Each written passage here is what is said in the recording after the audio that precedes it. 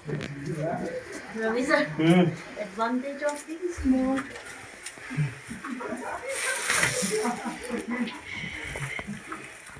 यही है सर वो बैंड जो स्ट्रेचर पे लग रहा है ये वाला।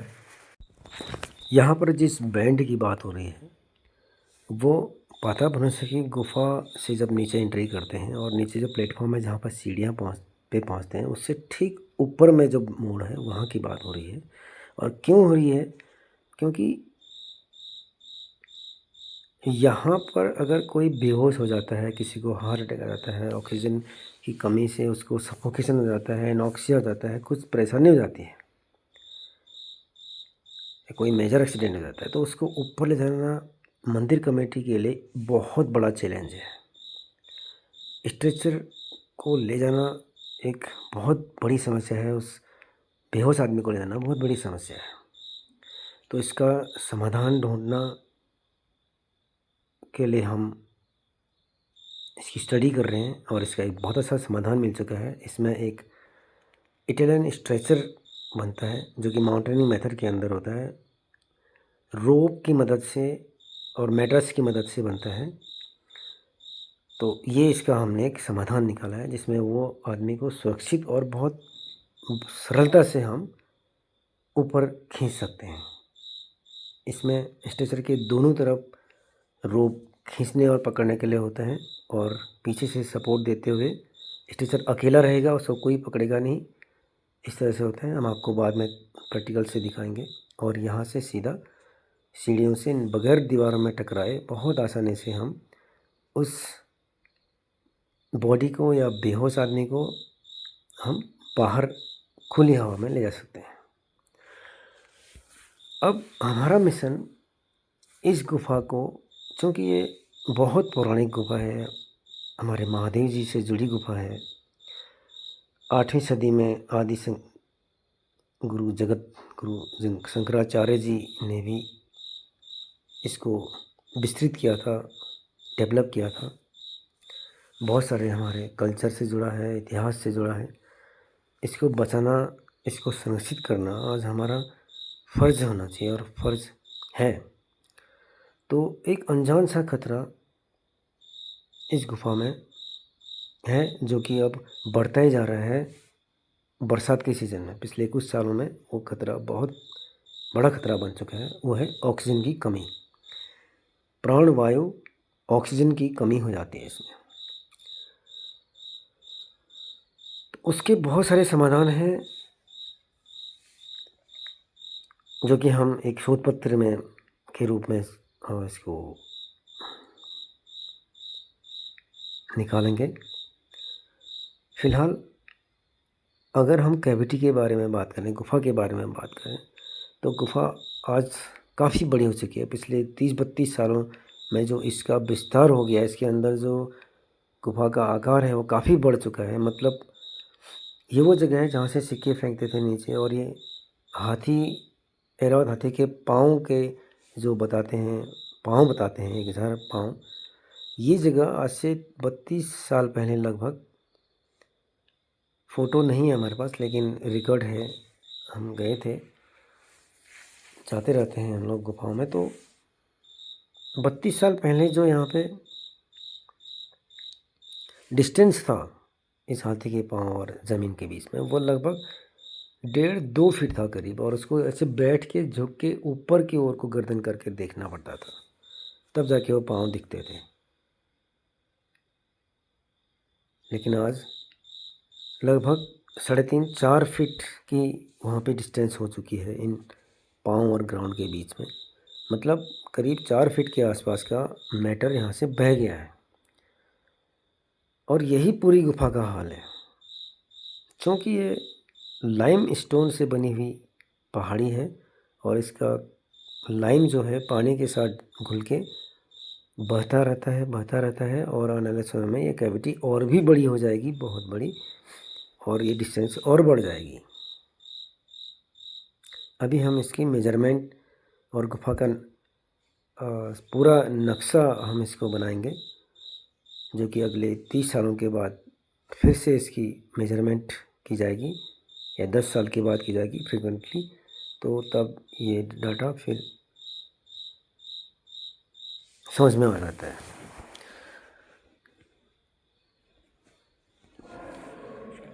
गुफा में ज़्यादा मॉइस्चर होने से और ऑर्गेनिक मैटर होने से कुछ इस तरह की कंडीशंस बन जा रही हैं कि जैसे एक सीढ़ी है, वहाँ के मैनेजिंग में जो नीलम भंडारी जी हैं, उन्होंने बताया कि लकड़ी की सीढ़ी है जो कि अब पूरी तरह से सफ़ेद पड़ चुकी है। मतलब ये एक तरह की फंगस इसमें उग गई है, फंगल ग्रोथ हुई है। इस तरह के माइक्रोबियल जो ग्रोथ हो रही है जगह जगह पे, दीवारों पे है गुफा की, और फर्श पे है पीले कलर की या ग्रीनिश कलर की, ब्राउन कलर की या वाइट कलर की, इस तरह की फंगल ग्रोथ बहुत ज़्यादा हो रही है। और कहीं न कहीं ये जो माइक्रोबियल ग्रोथ है, ये ऑक्सीजन को बहुत कंज्यूम कर रही है। देखा ये गया है कि ये 18 से 19% मतलब 1-2% तक ऑक्सीजन के लेवल को कम कर सकते हैं।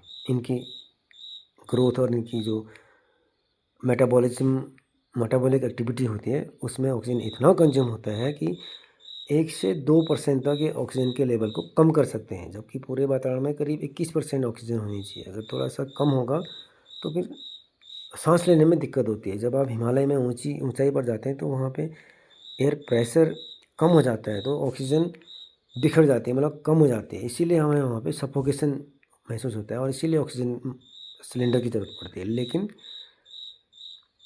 हम गुफ़ा के अंदर बहुत गहराई पर तो नहीं है। पहले ये इस परेशानी नहीं थी, ऐसा बताया जाता है, अब ज़्यादा है। इसका मतलब माइक्रोबियल जो एक्टिविटी चल रही है, उसकी वजह से ऑक्सीजन के लेवल में असर पड़ रहा है, एक पॉइंट। और इसका सीधा-सा मतलब है कि अगर हम माइक्रोबियल एक्टिविटी को कंट्रोल कर दें, तो हमें वो वापस मिल जाएगा। यही नहीं, माइक्रोवेल जो एक्टिविटी है वो करीब 1 से 3% तक कार्बन डाइऑक्साइड के लेवल को बढ़ा सकती है, यह देखा गया है। तो एक तरफ वो ऑक्सीजन को कम कर रहा है, दूसरी तरफ कार्बन डाइऑक्साइड को बढ़ा रहा है। तो जिसको सांस संबंधी समस्याएं हैं या जिसके शरीर में हीमोग्लोबिन कम है, तो उसको बहुत जल्दी ये असर करेगा, उसको ऑक्सीजन की बहुत कमी महसूस होगी और ये बहुत डेंजरस कंडीशन पैदा कर सकता है, हाइपोक्सिया कर सकता है, इवन डेथ भी हो सकती है। और शॉक से भी हो सकती है डेथ, शॉक सदमा लग सकता है, क्योंकि इंसान को अगर अपने शरीर के बारे में आइडिया नहीं है तो वो घबरा जाता है और घबराहट की वजह से शॉक लग जाता है और शॉक से डेथ हो जाती है। तो हमें एक तो अपने गाइडों को प्रशिक्षित करने की ज़रूरत है, गुफा की प्रॉपर सैनिटेशन हाइजीन। अब ये देखिए, ये जो कैविटी है बहुत बड़ी हो चुकी है। ये कुंड है महादेव जी की जटाओं के, इसको माना जाता है, और यहाँ से दूध का रिसाव होता था ऐसा माना जाता है। और नीचे जो पानी गिर रहा है वो 33 करोड़ देवी देवताओं को यहाँ पे स्थापित किया हुआ माना जाता है। और भगवान विश्वकर्मा जी ने इसके नीचे का जो दिव्य जलकुंड है वो बनाया हुआ है, ऐसा विश्वास है। इस जगह पर एक पौराणिक शिवलिंग का बेस भी पड़ा हुआ है, ये शायद उसी समय का होगा। तो गुफा की कैविटी इधर भी कंपैरेटिवली बढ़ती ही जा रही है। और ऑक्सीजन के समाधान के लिए एक तो है कि हमें प्रॉपर इसको साफ बिल्कुल क्लीन रखना पड़ेगा, ड्राई रखना पड़ेगा, ये व्यवस्था ज़रूर होनी चाहिए। ये है बहुत ही पौराणिक दिव्य शिवलिंग जो कि आचार्य जगत गुरु आदि गुरु शंकराचार्य जी ने स्थापित किया था। इसके दर्शन करना ही लाइफ का एक उद्देश्य होता है लोगों का। बस इसी को देखने के लिए, इसी के दर्शन करने के लिए यहाँ पे श्रद्धालु आते हैं। सीजन के समय करीब 1000, 2000, 700, 800 लोग एक दिन में यहाँ पे दर्शन करते हैं।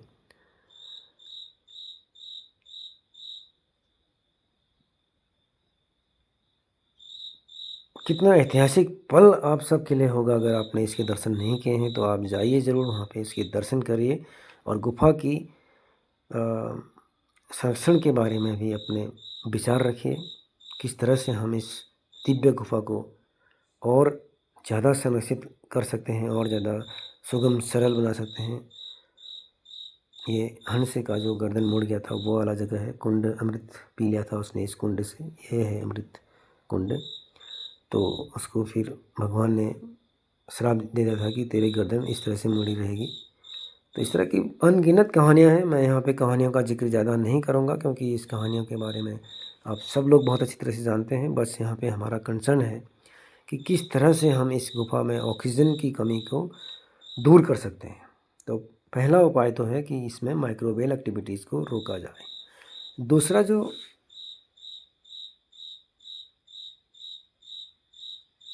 है वो ये है कि हमें लोअर साइड पे, लोअर लेवल पे वेंटिलेशन को फिर से ओपन करने पड़ेंगे, खोलने पड़ेंगे, जो कि पहले हुआ करते थे। इतना 2 फीट 3 फीट का जो सिगरेशन यहाँ से बह चुका है, वो उसकी वजह से कहीं न कहीं कोई पहले जो हुआ करते थे वेंटिलेटर्स वो बंद हो गए हैं। तो उन्हें खोजना होगा, उन्हें ओपन करना होगा। ये बहुत अच्छा एक उपाय हो सकता है। नीचे से ऑक्सीजन आती रहेगी और बाहर मेन गेट से जाती रहेगी।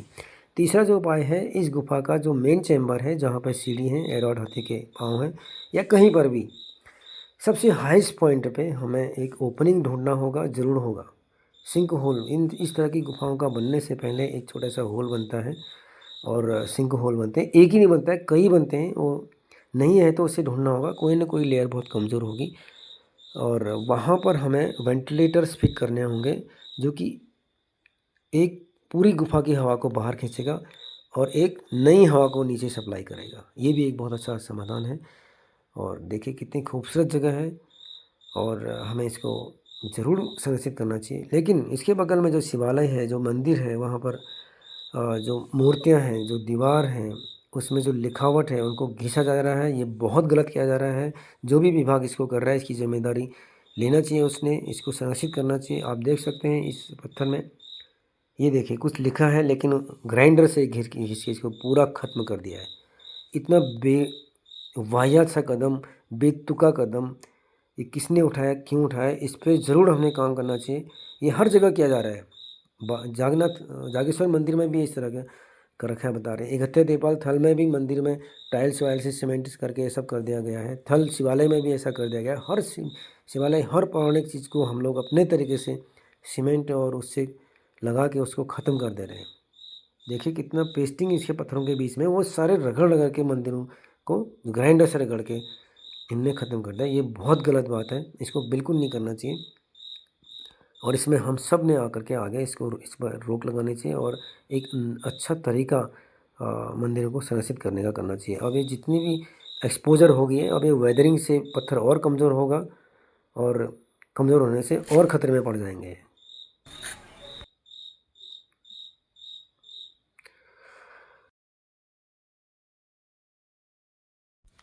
जैसा कि हमने जिक्र किया था माइक्रोबायल ग्रोथ का, तो माइक्रोबायल के अंदर सिर्फ फंगस ही नहीं आएगा, इसमें बैक्टीरिया भी आएंगे और भी दूसरी चीज़ें आ सकती हैं, अलगी आ सकती हैं कई तरह की। तो यहाँ पर अभी जो हमें मिली है कई तरह की फंगस इसके अंदर मिली है। उसके अलावा जो दिख नहीं सकता है वो बैक्टीरिया भी हो सकते हैं, क्योंकि बदबू जो कॉज कर सकता है वो बदबू ऑर्डर क्रिएटिंग बैक्टीरियाज भी होते हैं। फंगस भी होती है कई तरह की जो ऑर्डर को क्रिएट करती है, बदबू क्रिएट करती है। लेकिन इन सब के लिए बेस मटेरियल जो होता है वो होता है ऑर्गेनिक मटेरियल। तो ऑर्गेनिक मटेरियल गुफा में आ कहाँ से रहा है, इसको भी हमने स्टडी करना पड़ेगा। हो सकता है कि हमारे द्वारा लाया गया प्रसाद या फल फूल ये सब चीज़ें, ये भी इसका रेजिडुअल जो भी बच जाता है वो भी इस चीज़ को कॉज कर रहा होता है। तो हमें बहुत सारे एंगल से इसको देखना पड़ेगा, स्टडी करनी पड़ेगी और हर एंगल्स पे हमें ध्यान देना पड़ेगा कि हमें धार्मिक भावनाओं को ठेस ना पहुँचे। तो गुफा को संरक्षित करने के लिए जो फ़िलहाल मेजर पॉइंट्स हैं वो ये है कि लोअर लेवल पे, लोअर साइड पे हमें वेंटिलेशन तलाशने पड़ेंगे, जो कि पहले भी हुआ करते थे। अभी लगातार रिसाव की वजह से कैविटी बढ़ गई है और उसमें जो बह रहा है मटेरियल उससे शायद ब्लॉकेज हो गए होंगे। और दूसरा सेंटर पॉइंट 2-3 जगहों पे हमें वेंटिलेटर्स फिट करने पड़ेंगे, जो कि एक फ्रेश एयर को अंदर करेगी और दूसरी जो अंदर की जो गैस है उसको बाहर करेगी। क्योंकि लाइट तो है ही कमरे के अंदर, तो ये सब चीज़ें करना आसान है। और उसके अलावा साफ़ सफाई का प्रॉपर हमें ध्यान रखना पड़ेगा।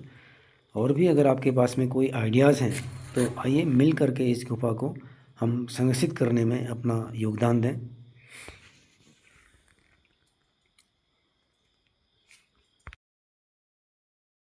अब हम आपके साथ एक ऐसी जानकारी शेयर कर रहे हैं जो कि पहले भी की थी, लेकिन आपने ध्यान नहीं दिया। आज तक आप भी कई बार पाताबनेश्वर की गुफ़ा में गए होंगे, दुनिया भर के कई लोग जाते हैं, लेकिन पाताबनेश्वर की गुफ़ा के पास ही एक जो शिवालय है, उस शिवालय के पास एक ऐसी हनुमान जी की मूर्ति है जो कि दक्षिणमुखी है। पूरी दुनिया में इकलौती ये मूर्ति को बताया जाता है जो कि पाताबनेश्वर में शिवालय के पास स्थित है। ये लाल कलर की। क्षमा चाहते हैं कि ये फ़ोटो बहुत अच्छी है, आपको दिखा नहीं पा रहे हैं, आपको खुद जाके देखना चाहिए। तो लास्ट में फिर से गुफ़ा की सीढ़ियाँ चढ़ते हुए गुफ़ा का सर्वेक्षण करते हुए बात करते हैं। मेन पॉइंट्स के ऊपर ध्यान देते हैं। जैसे इसमें जो समस्या आ रही है अभी, ऑक्सीजन की समस्या है। दूसरा, ह्यूमिडिटी मॉइस्चर लेवल बहुत ज़्यादा बढ़ता ही जा रहा है इसमें। तीसरा, माइक्रोबियल ग्रोथ बहुत ज़्यादा हो गई है इसमें, जिसमें बैक्टीरियल फंगस ये सब चीज़ें हैं जो कि बदबू पैदा कर रहे हैं गुफ़ा में और भी ऑक्सीजन लेवल को कम कर दे रहे हैं। उसके अलावा वेंटिलेशन की बड़ी दिक्कत है इस गुफ़ा में। अगर लोअर लेवल पे कोई बड़ा ओपनिंग हो, कुछ वेंटिलेशन हो, तो वहाँ से ऑक्सीजन की प्रॉपर सप्लाई हो, तो वो चीज़ का एक समस्या है। चौथा, पाँचवा, एग्जॉस्ट इसमें लगाने चाहिए हमको जो कि दो तरफा काम करें, इन और आउट। अंदर हवा भेजे फ्रेश और बाहर अंदर की गंदी हवा को बाहर करें। उसके अलावा प्रॉपर हाइजीन हमको इसमें रखना होगा। और उसके अलावा ऑर्गेनिक जो मटेरियल है, क्योंकि माइक्रोब्स का ग्रोथ के लिए ज़रूरी है कि ऑर्गेनिक मटेरियल भी होना चाहिए। तो ऑर्गेनिक मटेरियल कैसे और कहाँ से आ रहा है उस पर हमें सोचना चाहिए। और उसके अलावा फुटप्रिंट्स को हम कम से कम रखें और अधिक से अधिक लोगों को, क्राउड को जो है डाइवर्ट किया जाए। मतलब अगर गुफ़ा में बहुत ज़्यादा भीड़ है तो उसको डाइवर्ट किया जाए। ये हमें आने वाले समय में ज़रूर करना चाहिए। और फिलहाल आप सबको शुभकामनाएं। हर किसी से हम ये उम्मीद रखते हैं कि इस गुफ़ा की संरक्षण के लिए आगे आएंगे और मिलके हम इस धरोहर को सुरक्षित करने में सक्षम रहेंगे। और जो विभाग या जो लोग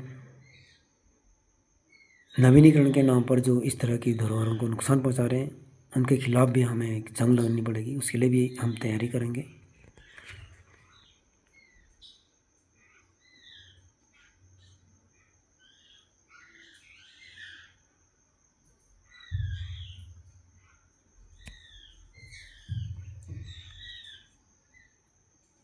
अगर आप में से किसी ने भी गुफ़ा की कैविटी का इन्लार्जमेंट पॉइंट के ऊपर कभी ध्यान दिया है या किसी के पास कोई डाटा है तो आप शेयर कर सकते हैं।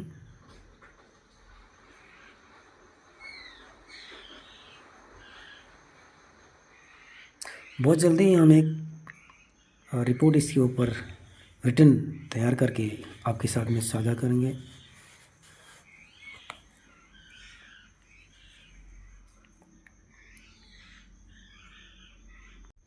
आप सब लोगों से गुजारिश अंत में ये है कि ये वीडियो को अधिक से अधिक आप लोग शेयर करिए ताकि ये संबंधित विभाग या लोगों तक पहुँचे जो कि इसको संरक्षित करने में हमारी मदद कर सकें। और इसमें जो ज़रूरी काम है उनको पहले किया जाना अति आवश्यक है।